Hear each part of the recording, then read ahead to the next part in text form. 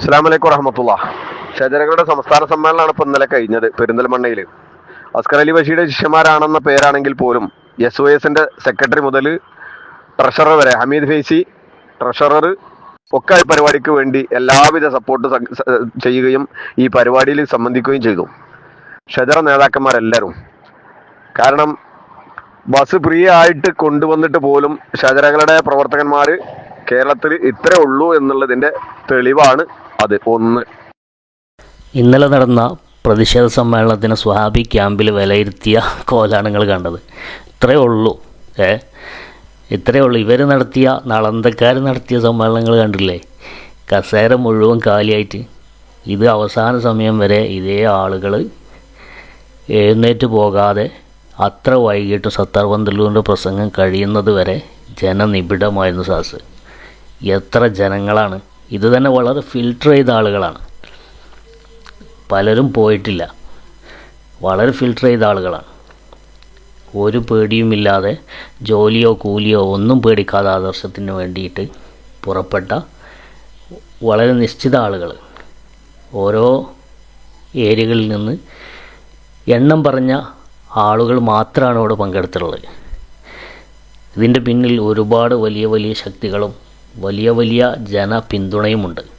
അത് എന്താണ് എന്ന് സമസ്തയുടെ 100-ാം വാർഷികത്തിന് ഞങ്ങൾ ഷജറകൾ എന്ന് നിങ്ങൾ വിളിക്കുന്ന സമസ്തയുടെ പ്രവർത്തകന്മാർ കാണിച്ചു തരും ഇൻഷാ അല്ലാഹ്.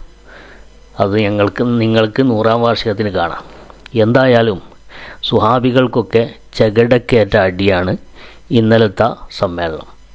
ഇനി ബാക്കി അയാൾ പറയട്ടെ.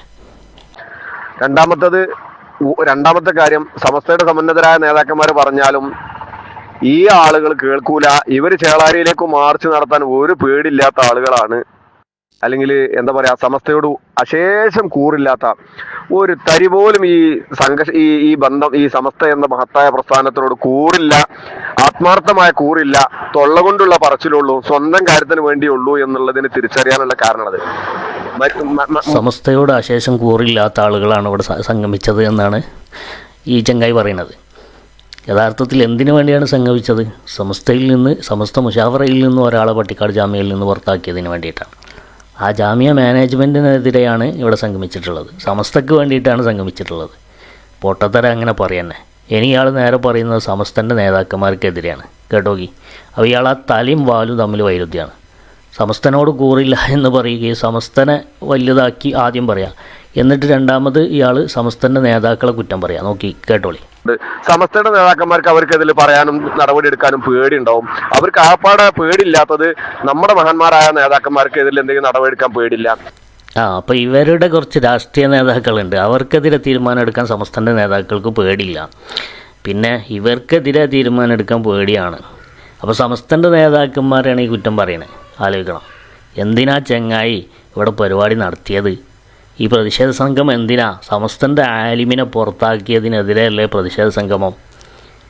എന്ത് വിവരം വിദ്യാഭ്യാസമില്ലാത്ത വർത്താനാണ് നിങ്ങളൊക്കെ പറയുന്നത്? എന്തേലും ഒരു അന്തം വേണ്ടേ? പിന്നെ കാരണം പാണക്കാട് തങ്ങന്മാരും നമ്മുടെ നേതാക്കന്മാരും നമ്മുടെ പ്രവർത്തകന്മാരും സമസ്ത പറഞ്ഞത് കേട്ടിട്ട് പോവും. സമസ്ത പറഞ്ഞിട്ട് കേട്ടിട്ട് പോവാൻ തന്നെയാണ് നിങ്ങൾ. അതോടെ എല്ലാവർക്കും തിരിയുണ്ട്. സമസ്ത ഒഴിവാക്കിയ CACൻ്റെ തലപ്പ് തള്ളി പിടിച്ചിരിക്കുന്ന ആൾക്കാർ സമസ്ത പറഞ്ഞത് കേട്ടിട്ട് തന്നെയാണ് പോണത്. കേട്ടിട്ട് പോകും. നിങ്ങൾ പറഞ്ഞത് ശരിയാണ്, കേട്ടിട്ട് അങ്ങ് പോകും. അതനുസരിക്കൂല, അതാണ് പ്രശ്നം. അതിനാൾപ്പോടെ പരിപാടി നടത്തിയുള്ളത്. മനസ്സിലായില്ലേ? ആ ഒരു ധൈര്യം നേതാക്കന്മാർക്കും ഉണ്ട്. പക്ഷെ ഇവർക്ക് പിടിച്ചു കെട്ടാനോ അല്ലെങ്കിൽ ഇവർക്ക് പറഞ്ഞത് കേൾക്കാത്ത ആളുകളോ പറഞ്ഞാൽ കേൾക്കൂല എന്നുള്ള ഉത്തമ ബോധ്യമോ നമ്മുടെ സമസ്തയുടെ നേതാക്കന്മാർക്കും ഉണ്ട്. അതുകൊണ്ട് തന്നെയാണ് പട്ടിക്കാട് ജാമ്യനൂര്, സമസ്തയുടെ സ്ഥാപനമായ ജാമ്യനൂരിക്കെതിരിൽ ഇങ്ങനെ ഒരു പരിപാടി വെച്ചിട്ട് എന്നൊരു അക്ഷരം പറയാതെ സുപ്രഭാതത്തിൽ പരസ്യം കൊടുക്കുക വരെ ചെയ്തുകൊണ്ട് നടത്തിയ ഈ പരിപാടിയെ തടയാൻ ഒരു വാക്ക് പോലും പറയാതിരിക്കാൻ കാരണം പറഞ്ഞിട്ട് കാര്യമില്ല, പറഞ്ഞാൽ അവർ കേൾക്കൂല എന്ന് നേതാക്കന്മാർക്ക് ഉത്തമ ബോധ്യമുണ്ട്. ജാമിയ നൂരിയ ഞങ്ങളുടെ സ്ഥാപനമാണ്, അത് സമസ്തക്കാരുടെ സ്ഥാപനമാണ്. അയിമ കയറി പിടിക്കാൻ നോക്കണ്ട. അതിനെതിരെ ഞങ്ങൾ പ്രതിഷേധം നടത്തിയിട്ടുമില്ല. അതിനെ ദുരുപയോഗം ചെയ്യാൻ ശ്രമിക്കുന്ന, അതിനെ കൈക്കലാക്കാൻ ശ്രമിക്കുന്ന അതിനെതിരെയാണ് പ്രതിഷേധം നടത്തിയിട്ടുള്ളത്. മനസ്സിലായില്ലേ? പിന്നെ തടയാൻ നിങ്ങൾ കുറേ നോക്കിയില്ലേ? പെർമിഷനൊക്കെ കട്ടാക്കിയിട്ട് പച്ചക്ക് പറഞ്ഞല്ലോ പോലീസുകാർ ഇതിൻ്റെ പിന്നിൽ ആരാണെന്നുള്ളത്. എന്നിട്ട് ഒന്നും നടന്നില്ല. വലിയ വലിയ ശക്തികൾ ഇടപെട്ടു. നിങ്ങൾക്ക് ഇടപെടിപ്പിക്കാൻ പറ്റിയ ഏറ്റവും വലിയ കുളാണ്ടർ അതിൽ ഇടപെട്ടു. എന്നിട്ട് പോലും ആകെ വഷളായില്ലേ. പരിപാടി അവിടെ നടത്തി. ഇത് നിങ്ങൾക്കൊരു പാടാണ്. നിങ്ങൾക്ക് മാത്രമേ അവിടെ എന്തെങ്കിലും ചെയ്യാൻ പറ്റുള്ളൂ എന്നുള്ളത് ധാരണ നിങ്ങൾക്ക് മാറ്റിയെടുക്കാൻ പറ്റിയ നല്ലൊരു പാടാണിത്.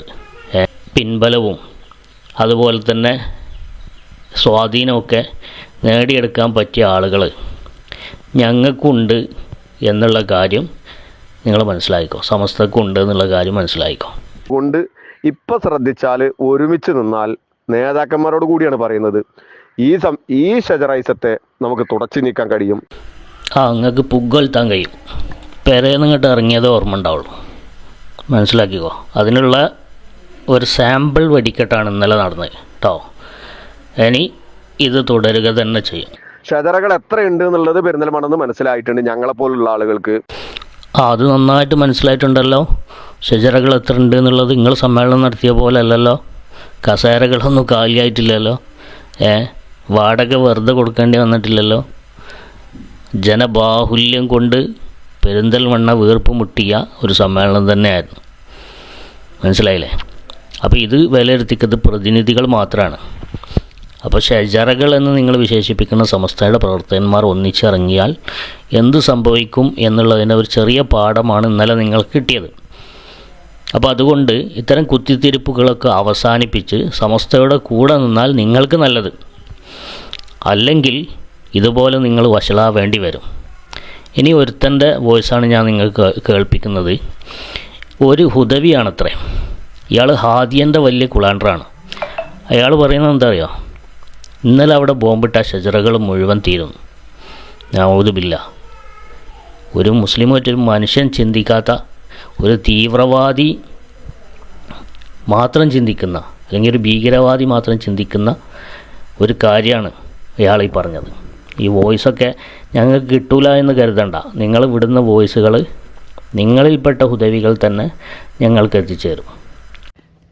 ഇന്നിപ്പോൾ അവിടെ ഒരു ബോംബിട്ടാലേ കേരളത്തിലെ ഷജറകൾ ഇല്ലാതാവും. ആ ശല്യം ഇല്ലാതാവും. എത്രത്തോളം ഇവർ വിഷമാണ് എന്ന് നിങ്ങൾ മനസ്സിലാക്കിക്കോ. ഇവർക്കൊക്കെ വേണ്ടിയിട്ട് ഫണ്ട് പിരിക്കാൻ ഇറങ്ങുന്ന ആളുകൾ, നാട്ടുകാർ മനസ്സിലാക്കിക്കോ. ഇവരുടെ സ്ഥാപനത്തിലേക്കൊക്കെ, ഈ ദാറുൽ ഹുദൻ്റെ സ്ഥാപനത്തിലേക്കൊക്കെ ആളുകളെ പറഞ്ഞയക്കുന്ന ഹാദിയൻ്റെ ആളുകൾക്കൊക്കെ സാമ്പത്തിക സഹായം നൽകുന്ന ആളുകൾ മനസ്സിലാക്കിക്കോ. ഇതാണ് മുതലുകൾ. ഇത് ഹാദിയൻ്റെ ഒരു പ്രധാനപ്പെട്ട നേതാവാണ്. പേര് ഞാനിപ്പോൾ വെളിപ്പെടുത്തുന്നില്ല. ആവശ്യം വന്നാൽ പിന്നീട് വെളിപ്പെടുത്തും. അതിൽ കൃത്യമായ തെളിവുകളും രേഖകളും ഒക്കെ നമ്മളെ കയ്യിലുണ്ട്. ഓക്കെ, ഇൻഷാ അല്ലാഹ് വീണ്ടും കാണാം.